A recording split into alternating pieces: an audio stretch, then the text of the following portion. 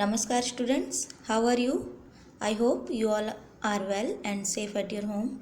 Students, in our previous lecture we started our chapter number 15 minerals and energy resources, and you have also learned about the minerals. What is a minerals? The substances that we extract from the earth are called minerals. Okay, कोई भी ऐसा substance जो हम अर्थ के अंदर से निकालते हैं उसे हम मिनरल्स कहते हैं. And what is mining? Mining is a process in which the earth is dug to take out the minerals ore. Mining वो प्रोसेस है जिसके थ्रू हम मिनरल्स ओर को अर्थ को डग करके यानी अर्थ को खोद कर और फिर उस मिनरल्स को बाहर निकालते हैं. जैसा कि मैंने आपको पहले वीडियो में बताया था, ये अर्थ है. जब हम अर्थ को डग करते हैं यानी खोदते हैं और फिर उसके अंदर से जो भी सब्सटेंस हम बाहर निकालते हैं वो हमारा मिनरल्स है. Okay, and the process in which the earth is dug to take out the mineral ores is called mining. Okay, and what is minerals ores? अब बच्चों देखो, मिनरल ओर्स किसे कहते हैं? वो सब्सटेंस जो अभी हमने अर्थ के अंदर से निकाला है, जैसे ये, इसे मिनरल्स ओर कहेंगे. क्यों? क्योंकि इसके अंदर मिनरल्स के साथ साथ अभी इम्प्योरिटीज़ भी हैं. इम्प्योरिटीज़ मीन्स धूल, मिट्टी, स्टोन्स, ये सारी चीज़ें भी और अदर दूसरे थिंग्स भी इसमें मिक्स होते हैं. तो जब तक कि हम इसे प्योर नहीं कर लेते, इसके अंदर से जो हमारा मेन मिनरल्स है वो अलग नहीं कर लेते और डस्ट को अलग नहीं करते, तब तक ये मिनरल्स ओर कहलाता है, यानी कि कच्चा मिनरल कहलाता है, रो मिनरल्स कहलाता है. ओके, जब हम इसे प्योर कर लेते हैं, इसके अंदर से इम्प्योरिटी निकाल लेते हैं. सपोज दैट कि आपने अर्थ के अंदर से ये जो स्टोन निकाले हैं मिनरल्स के, ये आयन ओर है. आयन ओर यानी कि अभी इसके अंदर आयन भी है और इसके अंदर बहुत सारे डस्ट भी हैं. जब हमने इस डस्ट को निकाल कर सिर्फ आयन को अलग किया, एक प्रोसेस होता है जिसमें इसे मेल्ट किया जाता है, फिर इसके अंदर से इम्प्योरिटीज़ को बाहर निकाली जाती है.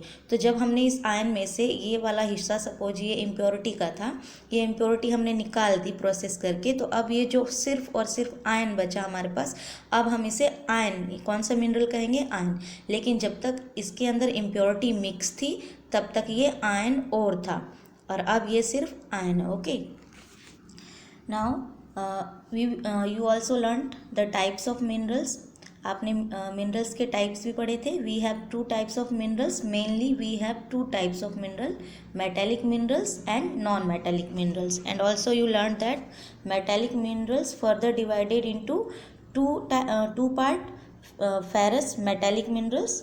देखो बच्चों, यहाँ पर सिर्फ फेरस मिनरल्स लिखा है, लेकिन अगर आप इसे इस तरीके से लर्न करोगे, फेरस मेटेलिक मिनरल, तो ज़्यादा बेटर रहेगा. आपको याद होगा क्योंकि फेरस और नॉन फेरस सिर्फ मेटेलिक मिनरल्स में है. जो नॉन मेटेलिक है उसके कोई अलग अलग पार्ट नहीं है. तो आप इसे फेरस मेटेलिक मिनरल्स और नॉन फेरस मेटेलिक मिनरल्स के नाम से पढ़ोगे. ओके, तो व्हाट आर द, जो सबसे पहले क्या था कि जो मेटेलिक मिनरल्स है, अगर हम सिर्फ एक बार में एक चीज़ में मेटेलिक मिनरल्स के बारे में बात करने, तो कौन कौन से मिनरल्स आएंगे?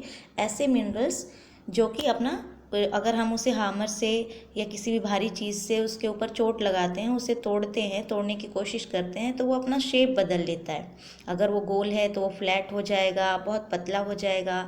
अगर हम उसे हीट पे, टेम्परेचर पे रखते हैं तो वो मेल्ट हो जाएगा, लेकिन ख़त्म नहीं होगा और वापस मेल्ट होकर अपने उसी रूप में आ जाएगा. तो इस तरीके के मिनरल्स को हम मेटेलिक मिनरल्स कहते हैं. ओके, लेकिन जो नॉन मेटेलिक मिनरल्स है वो क्या है? जब हम उसे हार्मर से मारते हैं, सपोज कोल है, तो कोल क्या होता है? टूट टूट कर बिखर जाते हैं. और जब हम कोल को जलाते हैं तो पूरी तरीके से ऐश बन जाता है, यानी कि वो अपना रूप ही बदल लेता है और हम उसे दोबारा कोल नहीं बना सकते. लेकिन अगर हम आयन को आग के अंदर गलाते हैं, मेल्ट करते हैं, तो वो वापस से आयन ही बनता है, लेकिन कोल पूरी तरीके से ख़त्म हो जाता है. तो ये डिफरेंस है मेटेलिक और नॉन मेटेलिक मिनरल्स का, ये मैंने आपको पहले भी बताया था. ओके, नाउ अब फेरस और नॉन फेरस जो आपने पढ़ा था कि metallic minerals further divided into two part. First is ferrous metallic minerals. So ferrous metallic minerals have an ion content. Example ion और मैग्नीज, टंगस्टन, निकल, कोबाल्ट एक्स्ट्रा. तो अब बच्चों देखो, फेरस मिनरल्स के अंदर आयन कंटेंट होता है, मीन्स ऐसे मिनरल जिसके अंदर रस्टिंग लग जाती है, जिसमें जंग लग जाता है. रस्टिंग मीन्स जंग लगना, वो रेडिश स्टोन आ जाती है. अगर हम उस मिनरल को, आपने देखा होगा आपकी बाईसाइकिल हो या कोई भी आयन की चीज़ हो, अगर वो हम किसी भी चीज़ को अगर हम हवा में रख देते हैं, उसके अंदर बहुत दिनों से हवा पानी और मीन्स वेदरिंग हो रही है उसके अंदर, वो टेम्परेचर से इफेक्ट हो रहा है और उसमें रेडिश टोन आ जाती है और वो गलने लगता है, ख़त्म होने लगता है, इट मीन्स उसके अंदर रस्टिंग लग रही है। रस्टिंग लगने का कारण है कि उसके अंदर आयन कंटेंट है। ओके, और नॉन फेरस मिनरल्स क्या है? ऐसे मिनरल्स जिसके अंदर रस्टिंग नहीं लगती है, यानी कि उनके अंदर आयन कंटेंट नहीं होता। अब गोल्ड है, गोल्ड को आप चाहे कितने दिनों तक बाहर रख दो हवा में, पानी में, उसके अंदर रस्टिंग नहीं लगेगी, गोल्ड सिल्वर कॉपर। ओके, तो ये क्या है, इसीलिए इन्हें प्योर मिनरल्स भी कहा जाता है। ओके, तो नॉन फेरस मिनरल्स का मतलब क्या है? ऐसे मिनरल्स जिनके अंदर रस्टिंग नहीं लगती, और फेरस मिनरल्स का मतलब क्या है? ऐसे मिनरल्स जिसके अंदर रस्टिंग लगती है, मीन्स उनके अंदर आयन कंटेंट होते हैं। Okay, now we will read about the non metallic minerals. अब बच्चों देखो, नॉन मेटेलिक मिनरल्स क्या है, मैंने आपको पहले ही बताया, फिर से एक बार बताती हूँ। नॉन मेटेलिक मिनरल्स क्या है? ऐसे मिनरल्स जिन्हें अगर हम हामर से या किसी भी भारी चीज़ से इन पर चोट करते हैं, यानी इन पर मारते हैं, तो ये टूट कर बिखर जाते हैं। एक प्रॉपर्टी तो इनकी ये है नॉन मेटेलिक मिनरल्स की। सेकेंड प्रॉपर्टी कि अगर हम इसे हीट पे, टेम्परेचर पे रखते हैं, अगर हम इसे फायर करते हैं कोल को, तो आपने देखा होगा, सपोज मैंने यहाँ पर कोल लिया, कोल को मैंने हामर से मारा तो ये टुकड़े टुकड़े में ऐसे क्रैक होकर बाद में ऐसे टुकड़े टुकड़ों में बिखर गया, और फिर जब इस कोल को जला दिया तो ये पूरी तरीके से ख़त्म हो गया, ऐश बन गया। अब उस ऐश को वापस हम कोल में कन्वर्ट नहीं कर सकते।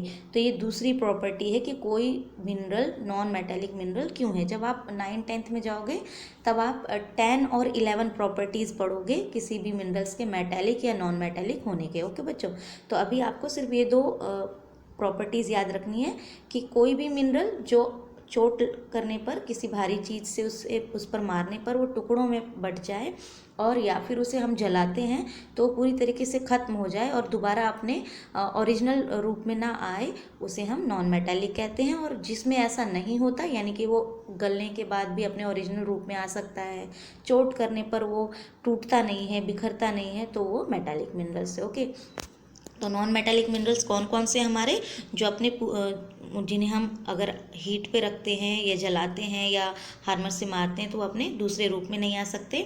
These minerals do not have metallic properties and do not contain any metal in them, like limestone. Limestone means चूना पत्थर, डोलोमाइट एक और मिनरल्स होता है, एंड मीका, जिप्सम। अब बच्चों देखो, ये जिप्सम जो है ये मेनली आप सिरामिक में देख सकते हो, सिरामिक इंडस्ट्रीज़ में जिप्सम का यूज़ होता है। बहुत सारे स्टूडेंट ऐसे हैं जिनकी अपनी इंडस्ट्री है सिरामिक की, तो अभी आप घर पे हो तो अपने फादर से, अपने पेरेंट्स से बोल सकते हो कि आपको वो जिप्सम, उनकी कंपनी में लाइमस्टोन भी मिलेगा, डोलोमाइट भी मिलेगा और जिप्सम भी मिलेगा, और साथ ही साथ कोल भी मिलेगा।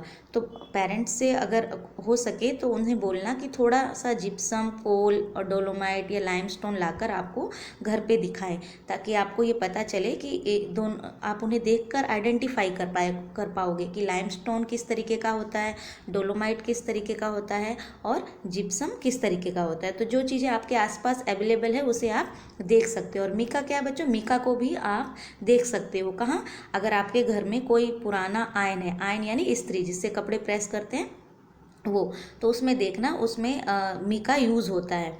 ओके, उसके अंदर एक शीट होती है मीका की, वही एलिमेंट है, मेन एलिमेंट है, जो कि जो आयन होती है हमारी गर्म होती है, उसे गर्म करने में हेल्प करती है। ओके, और मीका कैसा होता है, आप कैसे आइडेंटिफाई करोगे? वो बहुत ही स्पार्कल कलर का होता है और लेयर होती है उसकी, ठीक है, वो लेयर में होती है हमारे आयन, इलेक्ट्रिक आयन के अंदर।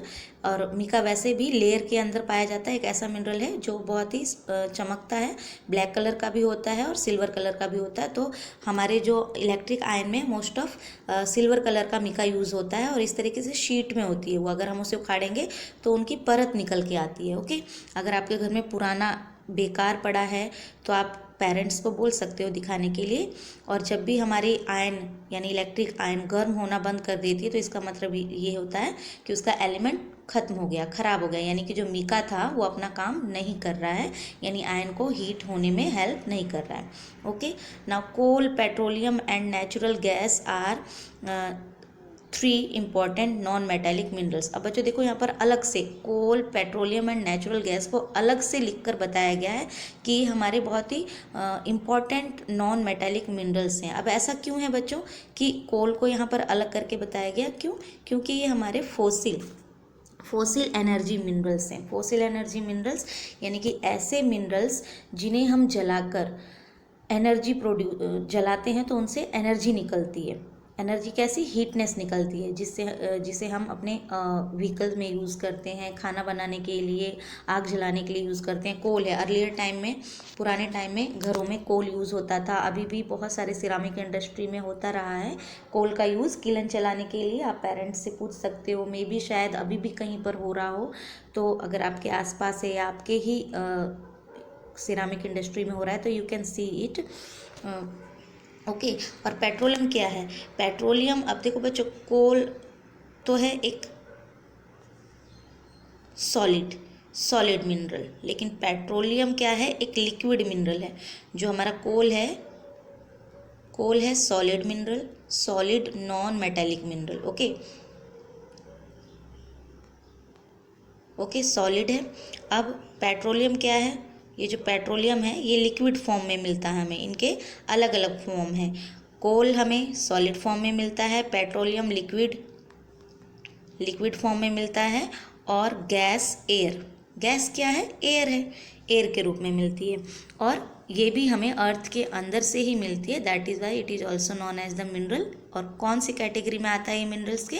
नॉन मेटेलिक मिनरल्स में। पेट्रोलियम आपको पता है, पेट्रोलियम भी हमें अर्थ के अंदर से ही मिलता है, और फिर उसको जब हम बाहर निकालते हैं तो उसे रिफाइनरी के लिए भेजा जाता है, और उस पेट्रोलियम के अंदर से ही पेट्रोल, डीजल, कैरोसिन, ये सारी चीज़ें हमें उसके अंदर से ही मिलती हैं। तो जो भी हमारा पेट्रोल, डीजल, कैरोसिन और वैसलीन, ये सारी प्रोडक्ट हैं, उन्हें हम पेट्रोलियम प्रोडक्ट कहते हैं। ओके। एंड नेचुरल गैस भी हमें अर्थ के अंदर से ही मिलती है। तो नॉन मेटेलिक मिनरल कैसे हो सकते हैं? वो सॉलिड भी हो सकते हैं, लिक्विड भी हो सकते हैं, और एयर भी हो सकते हैं। लेकिन मेटेलिक मिनरल में बच्चों जब आप आगे पढ़ोगे तो जो हमारा मेटेलिक मिनरल है बच्चों, उसमें आप ये पढ़ोगे कि मर्क्यूरी एक ऐसा मेटेलिक मिनरल है जो कि लिक्विड फॉर्म में मिलता है, जिसे हम जो हमारा टेम्परेचर, बॉडी टेम्परेचर देखने वाला जो हमारा थर्मोमीटर होता है, उसके अंदर, क्लिनिकल थर्मोमीटर जो है हमारा बॉडी टेम्परेचर का, उसके अंदर उसे यूज़ किया जाता है। तो मेटेलिक मिनरल तो मोस्ट ऑफ सॉलिड ही होते हैं। एक्सेप्शन क्या है? मर्क्यूरी एक ऐसा मेटेलिक मिनरल है जो लिक्विड फॉर्म में मिलता है। इसके बारे में आप आगे पढ़ोगे। लेकिन जो हमारे most of non metallic minerals हैं वो कैसे होते हैं? वो सॉलिड भी हो सकते हैं, और लिक्विड भी हो सकते हैं, और एयर भी हो सकते हैं। Okay student, in our previous lecture student we will in our next lecture we will read about the some important minerals. Okay, तो आज आपने मेटेलिक मिनरल्स के बारे में पढ़ा। हो सके तो अगर पेरेंट्स आपको ये प्रोवाइड कर दें कि जिप्सम या डोलोमाइट आपके पास अगर इंडस्ट्री है और वहाँ पर ये चीज़ें यूज़ होती हैं, तो उनसे रिक्वेस्ट करना कि वो आपको लाकर दिखाएं। Otherwise in our last video I will try to collect these things and I will show you. Okay, now take care student, bye.